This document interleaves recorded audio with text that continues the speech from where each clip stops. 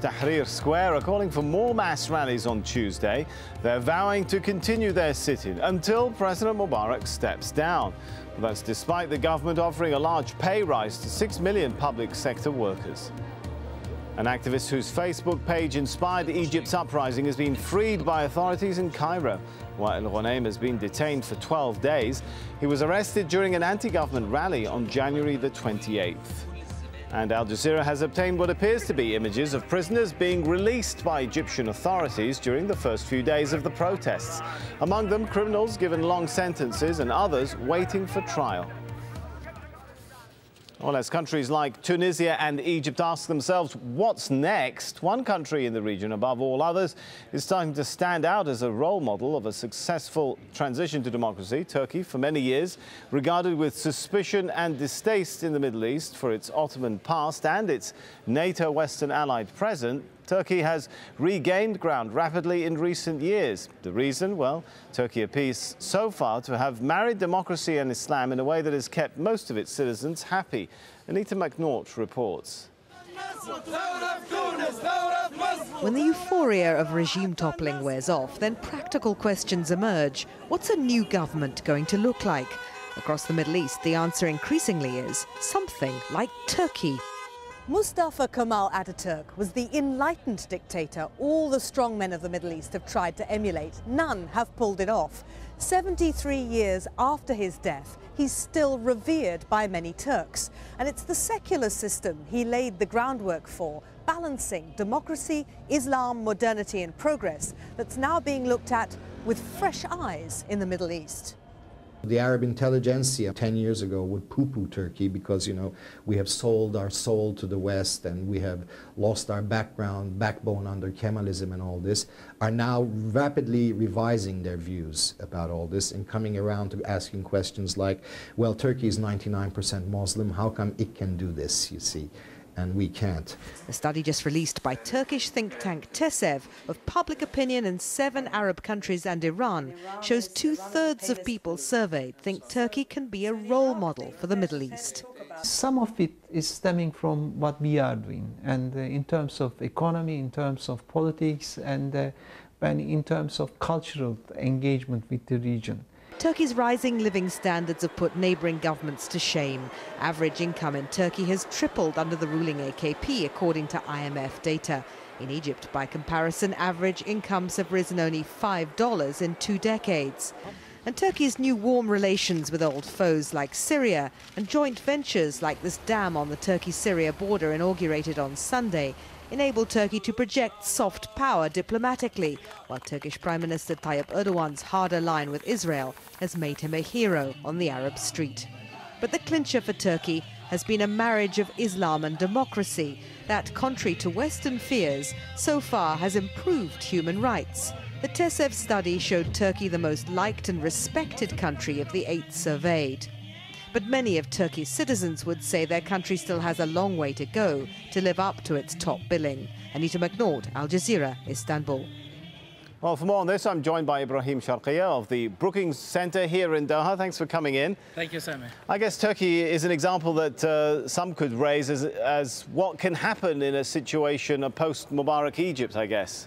Well, that's a very good question, actually, and there are so many analyses on what is going to happen in the post-Mubarak. There are so many different scenarios.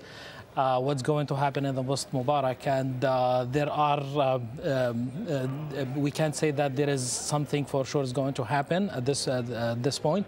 For sure, there will be all opposition parties participating in the post-Mubarak time, and this is going to take some time. We are still going to see how the Brotherhood, they're going to work with the other opposition parties and the new emerging leadership that's emerging now from the youth in Egypt, how they're going to interact, because until now their role has been limited to mobilizing the streets and working in the Tahrir Square and demonstrating. But in the post-Mubarak, we will still have to see how the opposition, they're going to work together. And this is a very important question for them now. I know it's still early to think how they're going to work together, because they're now focusing completely on what is going to happen now and how they're going to face the regime. But it's actually, it's something important to keep in mind, because I think we're talking about this crisis that's going to end sooner or later, and the opposition will be challenged equally like the regime of how they're going to work together in the post-Mubarak time. Is it perhaps concern about what happens next that's prompting the U.S. position to change here?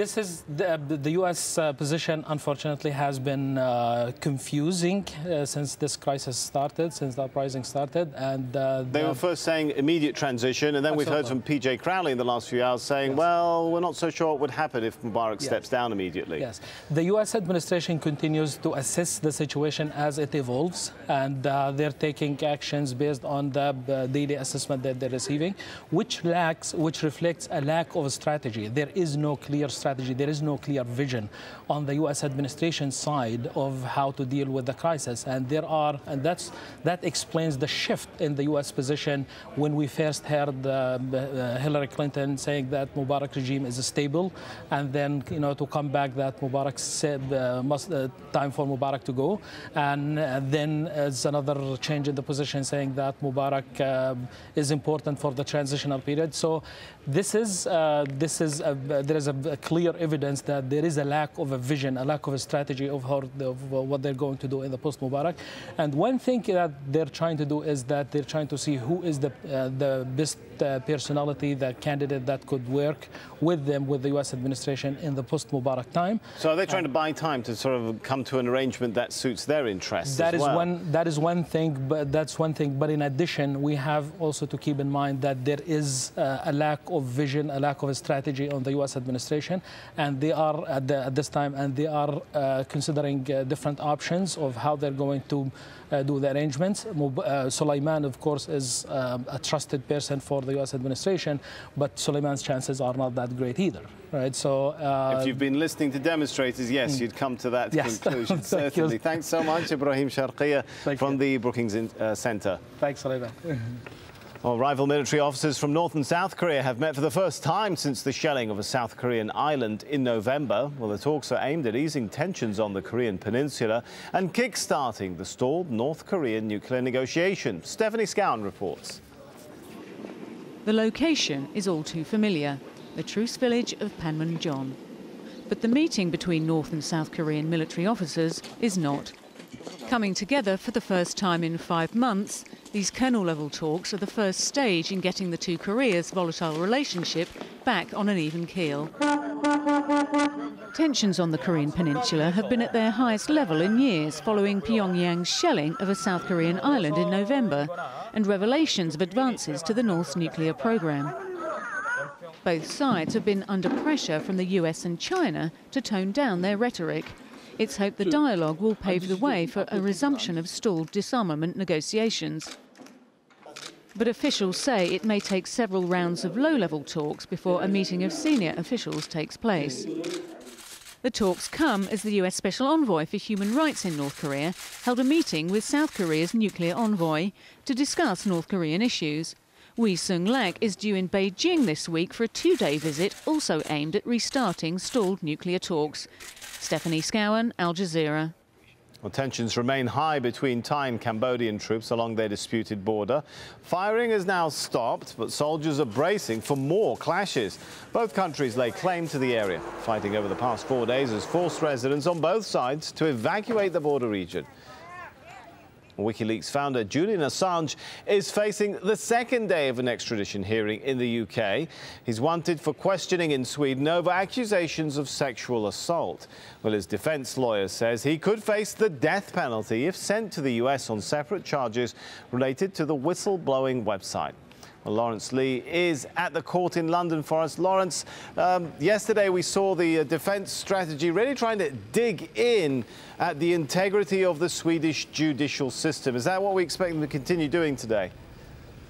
Yeah, that's absolutely right. His legal team have essentially been trying to do two things. They've been trying to undermine the credibility of the prosecutor, as you say, who issued the European arrest warrant against Assange. And separately, they've been trying to undermine the credibility of the two women who alleged rape. And so they produced two witnesses yesterday.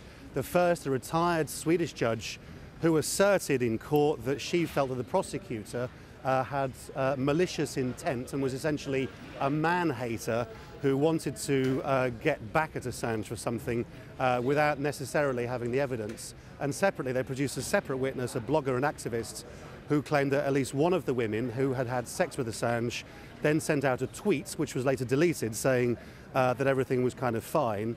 The next day went out for dinner with Assange, became his personal press officer, but then a few days after that claimed rape. And so they're trying, if you like, to try to muddy the evidence against him. And they said yesterday they'd produced 2 more witnesses today.